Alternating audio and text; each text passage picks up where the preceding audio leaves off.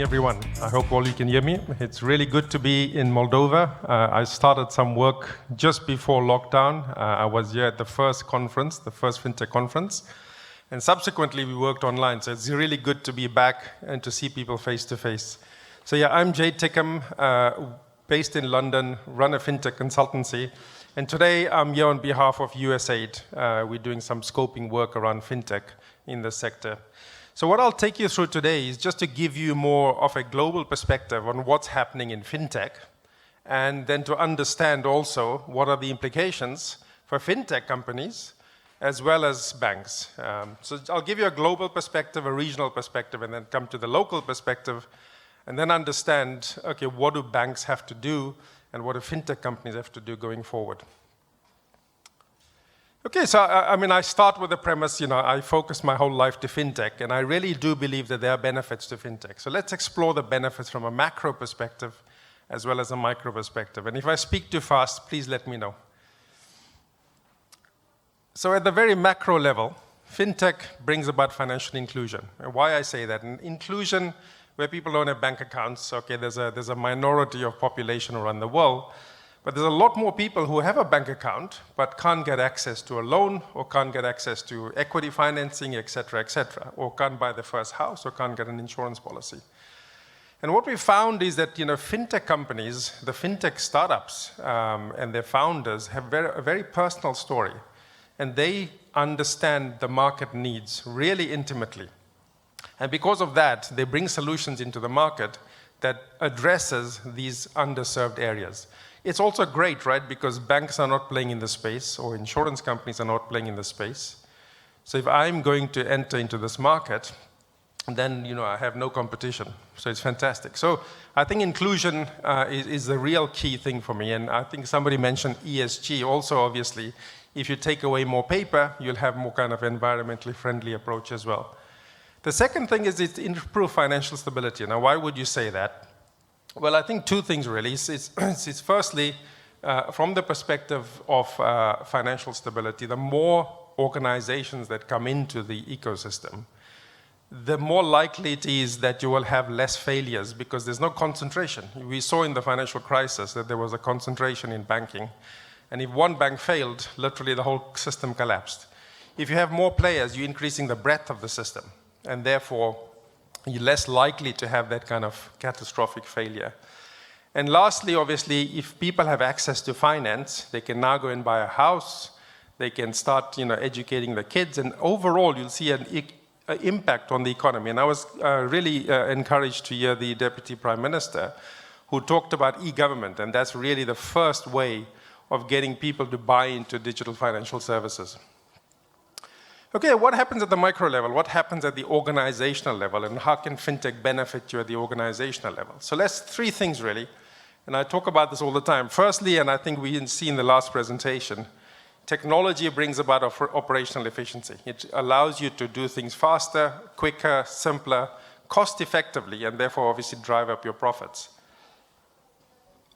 The other thing obviously is everyone is going for customer experience, right? That's the key thing now. If you're delivering a better customer experience, you'll become more competitive and take away more market share. So obviously that's a key thing. And thirdly, and I think more importantly, and this is something sometimes, I'm not saying in this country, but in many countries, banks really miss out on, or the incumbents miss out on, is that there are new market opportunities. Like I said, financial inclusion and Fintech companies find markets that are not addressed. Sometimes I think banks fail to realize that because they're so caught up in their, the first two aspects, they don't always look at the last one. So these are the benefits of Fintech, both from a macro perspective and a micro perspective. And I hope I convinced you if you're not convinced as yet. I'm sure all of you are because you are here today. But if you aren't, then there are certainly benefits both at the macro and the micro level. So let's see what's happening to Fintech. Now, Fintech obviously is a big hype, started around about 2012, 2013. And obviously, we're now going through an economic cycle where things are quite tight in the economy all around the world for various reasons. So what's happening to Fintech? So state of funding of Fintech. The good news is that the Fintechs are still getting the most amount of funding, right, compared to other sectors. even energy.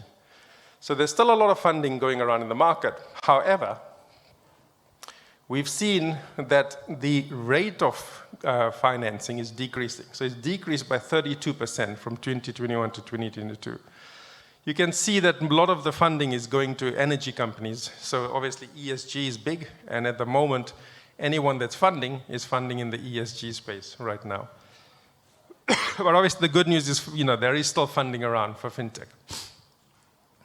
We've seen obviously a huge drop in funding, simply because of the economic situation.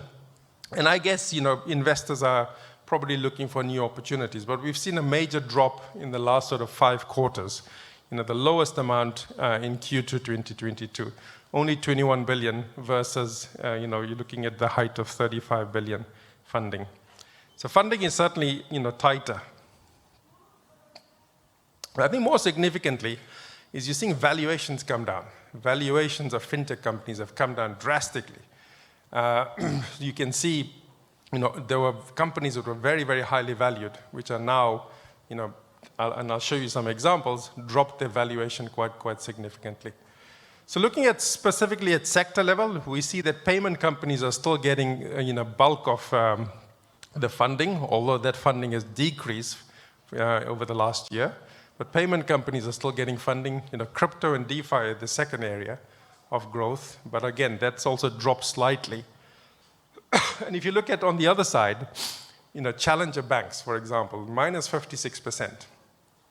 Yet another bank, I guess, the investors are questioning whether that makes sense from a fintech perspective. Positive gains, we've seen some revenue-based financing. There's more financing going into that sector, robo-advice and parametric insurance. A little bit more funding in those sectors that is going through. So this gives you an idea of what investors are looking at and where things are going to go in the next few years. So valuations, look at Stripe valuation from 95 billion it was valued at, down to 74. Coinbase market cap went from 310 the share price went from 310 in April 2021 to 67 in July 2022. Square, a payments company, August 2021, they were valued at 266 for one share, and now they've dropped to 58. And Klarna, which is a buy now, pay later, significant drop in valuation, 45 billion to 6 billion. So, does this mean, has the fintech bubble popped? Is that a question? And I would say probably no. Every market goes through a hype cycle, as Gartner tells you. You find that there's a ramp up, there's lots of excitement, lots of people get in, you get to the height, and then the market collapses really low, and then it starts rising again, and we'll start to see a rise again, and the market will stabilize. What that tells me is now that fintech is part of mainstream. Fintech is here to stay, and fintech is going to be a lot more robust going forward. In the past, a lot of it was driven by hype, right? Investor hype, marketing, all of that drove valuations really, really high. Now we're getting to a stage where valuations of fintech companies are going to be more realistic. So that's good news because the market's actually becoming more robust. We've also seen, for the first time, you remember fintech companies took money and they spent, right? Grow. That was grow at all costs. Lots of marketing, client acquisition. For the first time, these guys are starting to think about cost. For the first time. And the way they're doing that is by layoffs. You can see Klarna laid off 10%, Robinhood 23%, and you can see Coinbase lays off 1,100 employees. This is really, a transformation. They're behaving a little bit more like banks now, where, cost cutting becomes more important than growth. So I think that's, telling me that globally, we've kind of passed the hype cycle. We're into the dip at the moment, but we're going to come out a more stable fintech sector. And it's definitely here to stay. These companies are not going to go away. What's happening regionally, obviously the region has had to play a bit of catch up. So if you look at your hype cycle, you're probably still going through that boost, right? And you can see that in terms of the funding. So Q2 2022, while the rest of the market was going down, in your region, actually there was more funding for fintech companies. mostly in Croatia and Czech Republic, Poland, and then obviously smaller in other markets. In terms of number of deals, Poland had the most number of deals. In Moldova specifically, I looked at some of the disruptors coming through, and I can see like fintech starts through payment first, and I can see that there are a lot of companies coming into the space. So fintech is knocking on the doors of traditional financial services firms. So I've just given you kind of a global overview of what's going on, a regional and a local overview. What does this mean for fintechs, firstly, as well as for incumbents, and what should you be doing going forward? So what does the future hold? So we know that fintechs are going to come into your market. We know that there's going to be two layers of the financial system. One, the more innovative fintech, smaller companies. The other one, big banks. And maybe in the early days, people saw these companies as competition, right? They saw them as competition, something to fear, something to fight against. Other people said, look, I know these companies are here, they're too small, I'm not going to bother, I'm just going to let them carry on, and I will carry on in my own way. So they coexistence in some way, without any doing anything. And I think some of the laggard banks are probably taking this approach. We'll just do what we're doing, let them do what they're doing. They're playing in a different market, and we don't want to play in that market. But I think obviously, this you'll hear all the time, where the real value comes in is in collaboration. The more you collaborate, fintechs can do what banks can't do, or insurance companies can't do, and insurance and banks can do what fintechs can't do. So there's a merit in bringing these two together. So if you're a fintech company, if you're thinking of starting a fintech company, what does the changes in the market mean to you? You know where things are going in future, because Moldova is going to follow the international market. What should you be doing? I think, in the old days, not so long ago, if I went to a fintech company and say, focus on profit, they would kick me out the door and say, we don't worry about profit, right? Now I think investors are saying, look, you need to start showing us a path to profit. I don't want it now. I don't even want it in the next 3 years. But show me how you're going to make money and profit in the future. And the other thing I think that most fintech companies, because they so focus on growth, they sometimes forget about compliance and risk management, and they get into trouble because of that. So I think, again, investors are risk averse. Investors are looking at, am I going to lose my money? Whereas what the fintech company is selling is, I'm going to make you lots of money. But to address investors' concern, you'll have to demonstrate that risk management is, the core competence in your organization. But I think it's also important to realize, and we heard some of the initiatives going on, fintechs cannot succeed alone. Fintechs can only succeed if there's an enabling ecosystem around them. And what I mean by that, they need legislation that's more friendly to fintech entrepreneurs. We need accelerators that can, specialized accelerators that can accelerate fintech. We need some sort of partnership platforms between banks and fintech companies. and so there's a lot of, we need investors in the market. So if the environment and the ecosystem is not developed, then potentially, it's going to be really hard for a fintech to come into this market.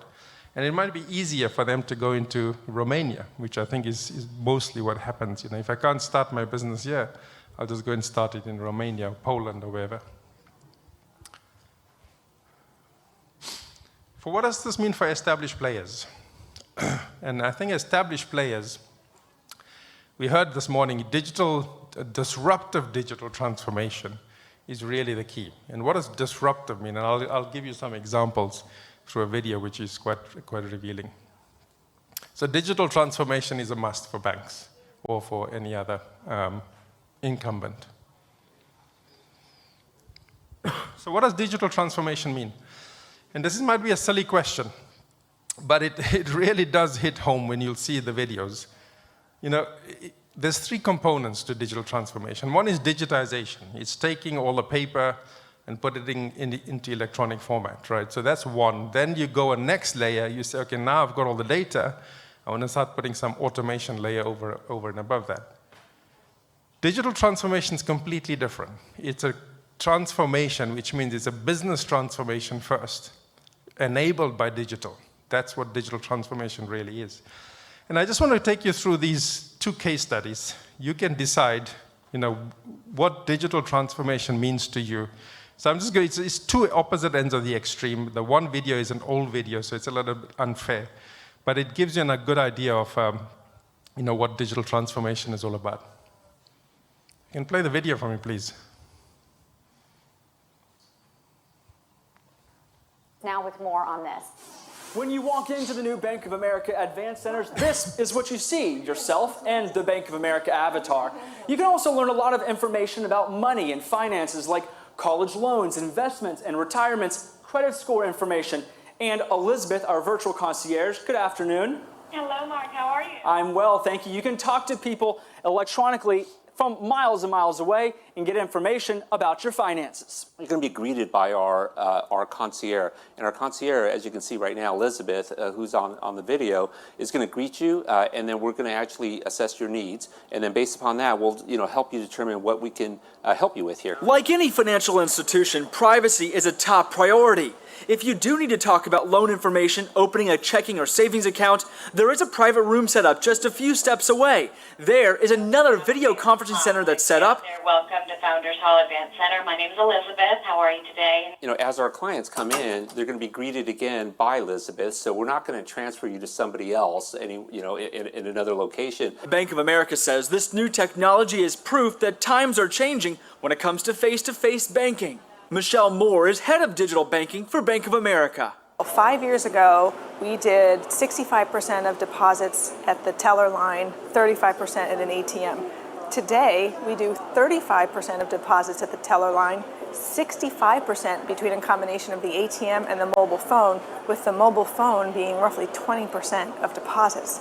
These new Bank of America Advanced Centers are here in Charlotte, Minneapolis, and Denver, and more are expected to be brought online in the future.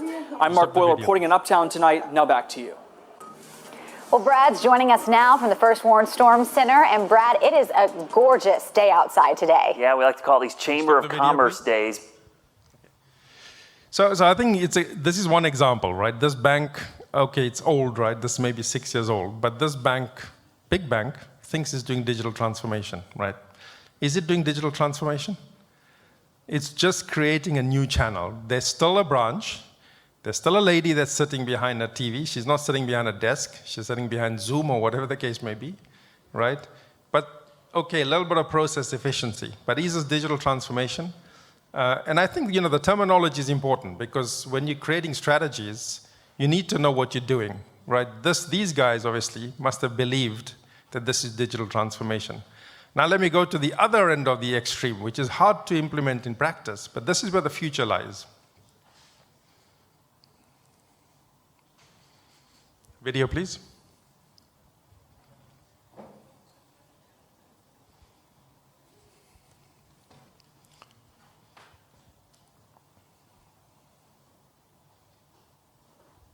There's no sound.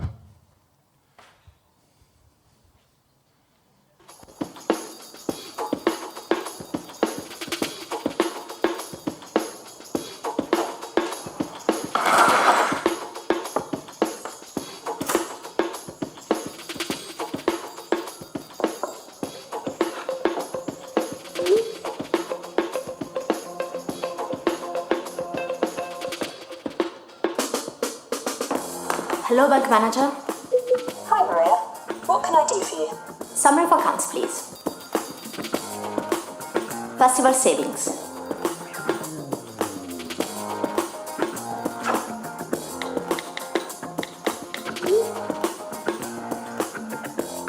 Transfer £200 from festival savings to current account. Reference ticket purchase. Hey, Maria. We have a partnership with X Tickets. What tickets do you want to purchase? 2 tickets for Berlin Festival? Sure. These tickets come on sale in a few seconds. Do you want us to purchase them automatically as soon as they're available? Yes.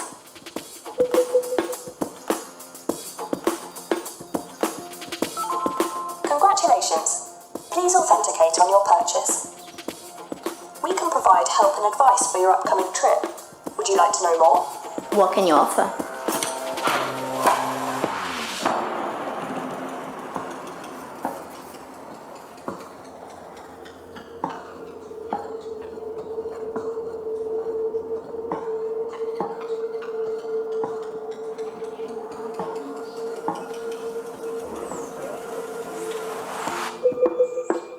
We recommend upgrading to a multi-currency account to save on fees, and booking a flight soon, as availability is rapidly reducing since festival tickets went on sale.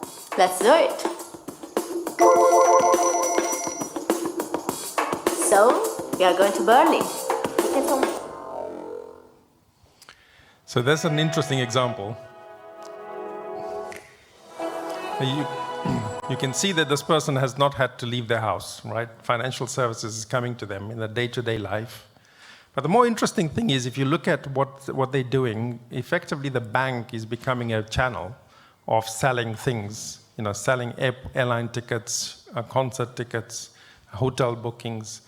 And they're doing that based on data, so they know, what you're interested in, and they'll offer you these kinds of things. It's a pretty seamless whole experience, right? It's really what I call embedded financial services. She doesn't even know that she's dealing with a bank, right? She just does it.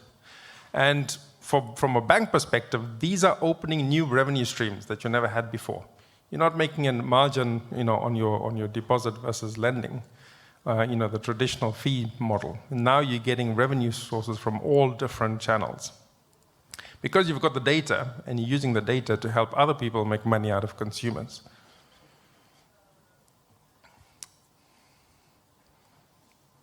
Okay, so what does the future look like for both fintechs and for banks, and what do you need to do in order to succeed? So the bank of the future, really, or the financial services company of the future, will operate real time. We've seen that in the example, right? Wherever I need financial services, it's there. Right, I don't have to go into a branch, I don't have to go into an app. I can just basically do what I need to do.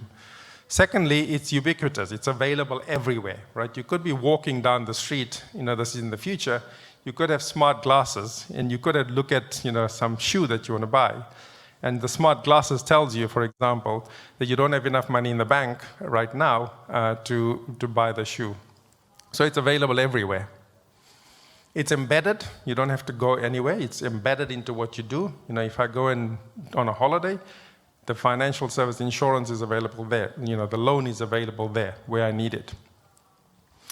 And lastly, I think we heard from the previous speaker, personalization is key. Personalization, firstly, through education, so educate your consumers. And secondly, give them things that they want rather than just general products that is good for everyone. How do you go about achieving that if you're a big organization? Business model transformation. This is the most difficult part, right, of leaving what you're doing right now that's successful and trying to venture into new areas that you're not comfortable with. Now, maybe the way you can do that, and I see some banks doing that, is they create a completely new brand outside the mothership, so to speak. And then that brand kind of lives on its own, behaves like a startup, uses its own systems. And it doesn't really affect the mothership, so it doesn't taint the mothership if things go wrong. The other thing is data-driven insights. We've seen the example. Data is, as we said, the oil. I've heard this earlier this morning, is the oil of the future. And absolutely, data is the key part in what you want to do. Thirdly is platforms. I think we already heard Maib this morning saying they're looking at platforms. The example I gave you is, you need to bring sort of buyers and sellers together on your platform and monetize it through that channel. And lastly, and most importantly, partnerships. Partnerships with fintech, because I think synergy, 1 + 1 is not 2, but it's 3 or 4 or 5. That's really what you want. But easier said than done. Try and ask a fintech company who's trying to partner with a big bank. You have to knock on many doors, kiss many frogs before you get the door open, if you get the door open. So, there's 3 things really that you need to focus on if you're a large corporate at the moment. Number 1, use digital to optimize. Optimization means you currently doing the right things effectively or doing things in the right way. Secondly, in order to grow your market share, right, you start looking at better customer experience and things like that to take over market share away from your competitors. Both of those really only allow you to play in your current market, right? So if you look at all the sort of digital transformation happening, at the moment it's mainly happening to facilitate consumers or transactions that are existing consumers, right? So these are not additional people that are coming into the system. Your market is still the finite size. The last one is the more interesting one, is go and look for markets where your competitors are not playing in. You know, maybe where fintechs are starting to think. Now you're growing the whole size of the market. So people always say, you know, in my region, my market's too small. But think of how much profit some of these banks are leaving on the table because they can't serve an SME. You know, they don't know how to serve a student, for example, or, you know, a young person. So there are opportunities in every market. And I'm not going to go through this in great detail, but you know, the first parting is digitization and digitalization will help you optimize your current business and is doing things right. And when you go into digital transformation, you are looking at markets that are known to you right now, but you're not tapping into. So maybe it's SME finance. There are markets that are unknown to you, but they exist today, right? So there might be savings clubs, you know, lending clubs. There might be kind of crypto business models underground that are working on the decentralized finance network. So they exist, but you don't know how to tap into them. And lastly, you know, if you thought previously, I mean, I come from London and the main fintech started with peer-to-peer lending. Nobody knew what peer-to-peer lending was, it never existed. But fintech companies came in and created that business model. So again, there's markets unknown that doesn't exist today, that if you tap into there, you become the dominant player. That's digital transformation, and that's doing new things, basically. Not doing things right, but doing new things. Okay, so I mean, I'll just give you some examples of what a bank could do. I mean, you know, you could go down a digital-only banking path. You could go down a banking as a service, banking as a platform, and banking as a marketplace. Lots of fintech companies are coming into this market. They need behind-the-scene regulation. They need compliance. They need systems. You've got it, right? So why not say to them, okay, I'll give you all my platform, or I'll give you all the back-end services. You go out and find the customers and give them the best customer experience. And through our partnership, we can then obviously both prosper. It's a good example of, you see, you know, companies, some companies like Starling Bank in UK is doing exactly this. They're selling the whole platform, the whole service behind the scene to new fintech companies. Niche banking, I've seen cases where there's woman-only banking, for example, and they change the business model where it's a subscription-based business model, and it's a one-stop shop for women, basically. So, you know, that could be something interesting. Micro-lending and serving the ecosystem means, you know, once you get businesses into the company, give them accounting services, you know, give them recruitment service, those kinds of things. Now, there's only the retail side. There's a lot more available in the corporate banking sector, as well as the investment banking sector, which are interesting. So what do you need now? We do a whole workshop on, you know, for CEOs on digital transformation and how to implement that. As we heard previously, it's not an easy challenge to implement digital transformation in any large organization with lots of bureaucracy. What do you need? You need smart leaders first, leaders who say, we're going to go down this route and indicate that to everyone. Then you need the right people and you need the right culture. And we heard that this morning already. You need some kind of I call it the digital transformation strategy stack. And what does that mean is you need, at the base level, you've got kind of your legacy systems. But over and above that, you need to build some sort of structure. You know, right now, you might have different departments operating different systems, etc. You need some kind of a SaaS system, you know, like a SAP type of system that brings everything on a common platform. Then you need digital platforms where, you know, if people are innovating, you put sub-routines or programs onto the platform where I can just go in and use that subroutine, you know, that little piece of code instead of recoding myself. That just speeds up innovation. The third one is the most important one. You need external developer platforms. So if you look at Apple, Apple basically has this big platform and they had lots of apps. They created a platform which allowed other people to build onto their platform and start selling things. And similarly, why not allow people to come into your organization through APIs and build their own solution either for your customers or give your services to their customers. So I think one of the big things here is for large organizations is quick discovery of innovation and technological development. As I said, the fintechs succeed because they have a personal issue. My mother lost money and because of KYC failure, so I'm going to create a KYC solution. I've heard those case studies exactly. It's so personal to them. They understand the process and the problem so intimately that it's easy for them to create a solution. For banks that operate in a traditional environment, for insurers, it's very hard to see those kind of needs emerging.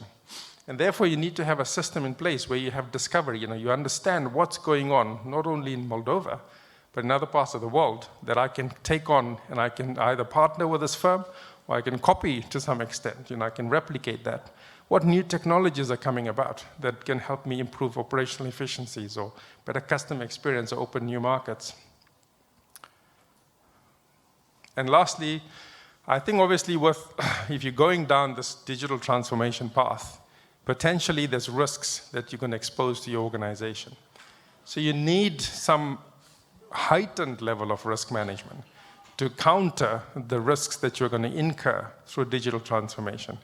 You don't want to dilute your brand, so you need to have some sort of strategic risk management capability, as well as operational and financial and cyber risk. Cyber risk is a big issue. Operational risk as well. Automation is great until it goes wrong, right? It's nice to say I can just send out statements to people automatically.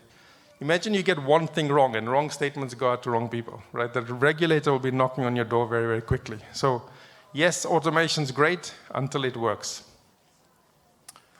Okay, I'll leave you with the last thought is from Charles Darwin. It's not the strongest of the species that survive, nor the most intelligent that survive. It's the one that is the most adaptable to change. So I think in the old days, the big incumbents thought we fail-proof, we can't fail. And this is really telling you that, some of the fintech companies are adaptable, they're nimble, they see the needs of the market and they respond very quickly. And I think that's the behavior that you're going to have to inculcate. So any questions? And thank you.